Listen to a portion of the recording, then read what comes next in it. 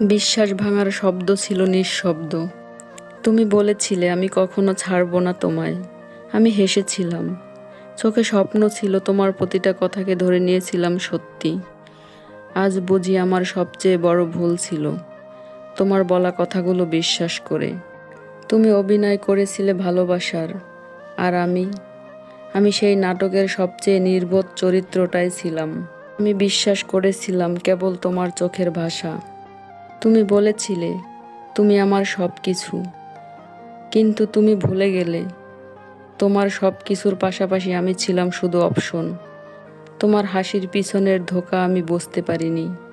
তোমার ভালোবাসার ছায়ায় আমার সরলতার ছায়া হারিয়ে ফেলেছি।